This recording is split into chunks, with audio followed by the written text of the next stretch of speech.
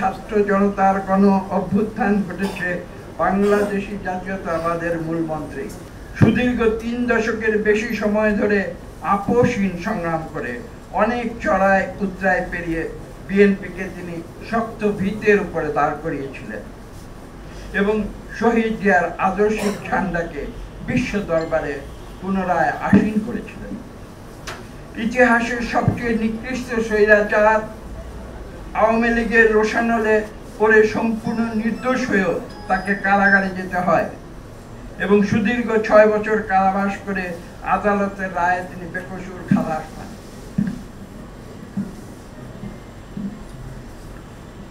তার অনুপস্থিতিতে আমরা দেখেছি বিএনপির ঝান্ডা হাতে তুলে নেন শহীদ জিয়া ও দেশনেত্রী বেগম খালেদা জিয়ার সুযোগ্য সন্তান জনাব তারেক রহমান, যার দীর্ঘ নেতৃত্বে, তার সুদীর্ঘ সময়ের নেতৃত্বে বাংলাদেশের মানুষ তারা আন্দোলন করে সংগঠিত হয়েছে বাংলাদেশ থেকে স্বৈরাচারী সরকারকে উৎখাত করার জন্য, যার চরম পরিণতিতে ছাত্র জনতা ঐক্যবদ্ধ হয়ে বিগত বছরের ৫ই আগস্ট বাংলাদেশকে একটি নতুন যাত্রায় তারা পরিচালিত করেছে।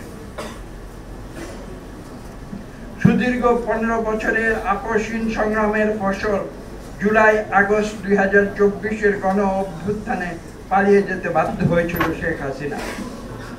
একথা বললে হয়তো অত্যুক্তি হবে না যে ছাত্র জনতার গণ অভ্যুত্থান ঘটেছে বাংলাদেশী জাতীয়তাবাদের মূলমন্ত্রেই।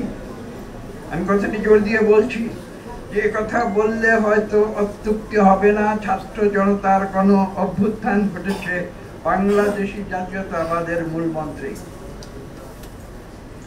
সেই গণ অভ্যুত্থানে তারেক রহমান নেপথ্যের একজন কুশীলব হিসেবে তার ঐকান্তিক প্রচেষ্টায় বাংলাদেশের গণতন্ত্র পুনরুদ্ধারে অবদান রেখেছিলেন, যাতে করে বিগত ২০২৪-এর গণ অভ্যুত্থান ত্বরান্বিত হয়েছিল এবং স্বৈরাচারী আওয়ামী লীগ সরকারকে দেশ থেকে পালিয়ে যেতে বাধ্য করেছিল। ৭ই নভেম্বরের প্রজন্ম, ২০২৪-এর জুলাই আগস্টের প্রজন্ম, আমি সকলের প্রতি আমি আহ্বান করব যে আসুন আসুন শহীদ প্রেসিডেন্ট জিয়া রহমান যে কথাটি বলেছিলেন, ব্যক্তির চেয়ে দল বড়, দলের চেয়ে দেশ বড়, সেই আদর্শে আমরা উদ্বুদ্ধ হই এবং বাংলাদেশী জাতীয়তাবাদের যে আদর্শ, সেই আদর্শকে অনুসরণ করে আমরা বাংলাদেশকে আমরা বিশ্বের বুকে পুনরায় একটি সম্মানশীল জাতি হিসেবে প্রতিষ্ঠিত করব ইনশাআল্লাহ।